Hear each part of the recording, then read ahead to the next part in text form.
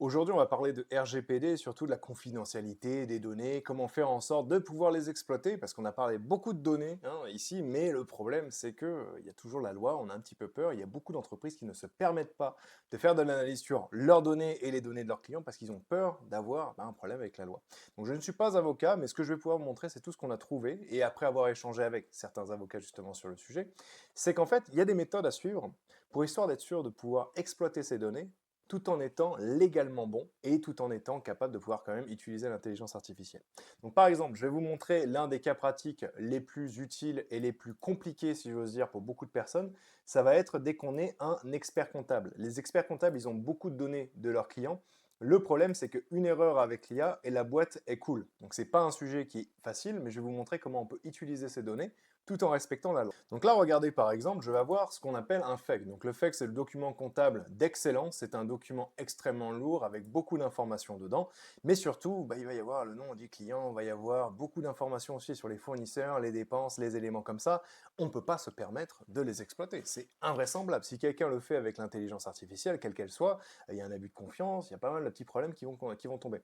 Donc ce que nous, on forme, donc dès qu'on forme les entreprises à l'exploitation des données, y compris les experts comptables, on parle surtout de la confidentialité des données. Donc très simplement, c'est que dans ces Excel, ce que l'on fait en général, c'est qu'on va prendre les colonnes où il y a les informations de nos clients. Donc admettons, vous l'exportez, ce document, ce FAQ, de votre logiciel comptable.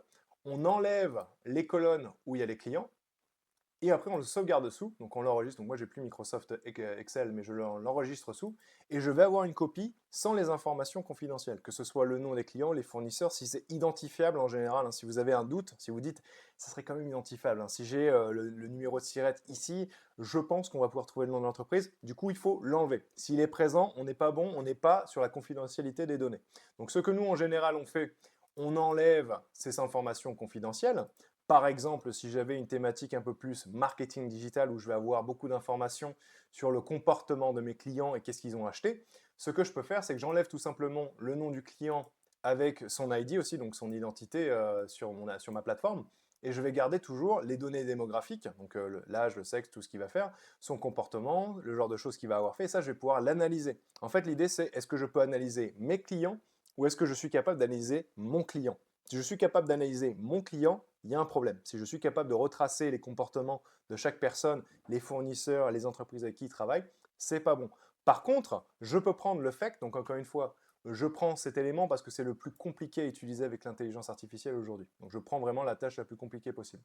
Je peux prendre ce FEC, aller sur ChatGPT et commencer à travailler dessus. Mais il y a deux, trois éléments que si vous n'avez pas fait, légalement, vous n'êtes pas bon. Donc c'est pareil, encore une fois, avec beaucoup de jeux de données. Je vais vous montrer tous les éléments qu'il faut mettre en place pour histoire d'être sûr d'être couvert et d'être bon là-dessus. Donc regardez, là j'ai mis mon document fake, donc c'est un fake fictif, hein. Je ne vais pas donner les informations de mes clients non plus. Là, on pourrait se dire qu'on est bon, parce qu'au final, j'ai enlevé les colonnes. Mais pour être sûr à 100% d'être bon, on utilise déjà des outils qui respectent la RGPD. Par exemple, tous les outils qui vont être asiatiques, comme DeepSeek, asiatique, celui-là est chinois particulièrement, pas de respect de données, pas de RGPD, aucune vergogne, ils peuvent prendre vos données, c'est leur propriété. Après, vous êtes illégal si vous utilisez ça, et si ça vient à se savoir, votre boîte pourrait couler.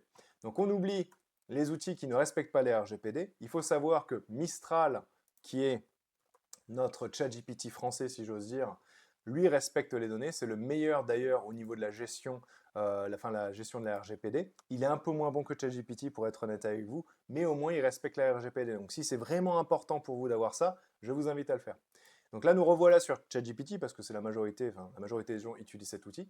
Ce qu'il faut faire, c'est qu'il faut créer un compte, aller dans votre compte, paramètres, gestion des données, donc paramètres, gestion des données, améliorer le modèle pour tous, donc je le refais pour que ce soit pas trop rapide, je clique ici, ensuite améliorer le modèle pour tous, et là vous devez avoir la case décochée, parce que sinon, ce qu'ils disent ici, c'est au final, ce que vous mettez dans ChatGPT, ce n'est plus votre propriété, c'est la propriété de OpenAI qui est aux États-Unis. Il peut en faire absolument ce qu'il veut parce que c'est sa propriété à lui maintenant. RGPD, on n'est pas bon parce qu'au final, il faut que les serveurs ils soient en France, il ne faut pas les donner aux entreprises américaines parce qu'après, les Américains, ils ont le droit de demander à n'importe quelle entreprise de leur donner les données qu'ils ont, comme ça ils peuvent les exploiter et vérifier ce genre de choses. Donc la RGPD, c'est pour garder les informations en Europe et aussi pour faire en sorte que les entreprises françaises ne donnent pas les informations de leurs clients aux Américains et aux Chinois et aux Asiatiques, ce genre de choses. Donc dans notre cas, il faut savoir que ChatGPT, leur serveur opère en Europe, donc là on est bon. Mais si vous ne cochez pas ça, ils ont le droit de faire ce qu'ils veulent de vos données et vous avez accepté de le faire. Donc on évite ça. Et le dernier élément qui va être super important spécifiquement pour les domaines où on n'a pas le droit à l'erreur, il faut vraiment que les informations soient carrées et privatisées, donc confidentielles et tout ça. On rajoute, donc déjà on a fait cette étape, on rajoute aussi le mode éphémère qui se trouve ici. Et donc là, éphémère, il n'y a pas de sauvegarde. Pour des raisons de sécurité, comme vous pouvez le voir ici. Là, il n'y a pas de sauvegarde.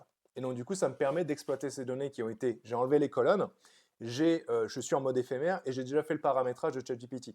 Il y a pas mal de choses ici qu'on fait une seule fois. Une fois que c'est fait, on peut commencer à exploiter ces données. Et là, rien ne m'empêche de dire, est-ce que tu pourrais me faire une recommandation pour ce client, virgule, au niveau de ses informations comptables, sur quelles dépenses il a fait et comment je pourrais optimiser tout ça. Et là, rien ne m'empêche de le faire. Parce qu'au final, j'ai respecté, je me suis couvert, j'ai rendu tout ça confidentiel et je vais pouvoir commencer à travailler dessus. Donc tous vos jeux de données, toute la question RGPD, c'est toujours de rendre ça confidentiel, de faire en sorte de tout paramétrer correctement. Si vous ne le faites pas, on n'est pas bon. De ne pas utiliser les mauvais outils. On n'utilise pas DeepSeek parce que DeepSeek, c'est votre boîte qui coule, donc on fait quand même attention.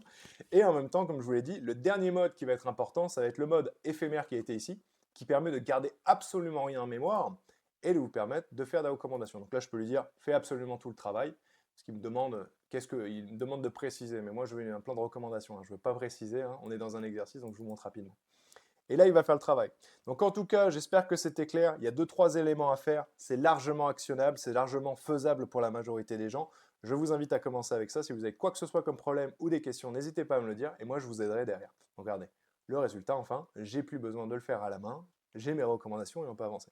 Donc je vous souhaite bon courage avec l'IA. Je vous dis à très bientôt. Au revoir.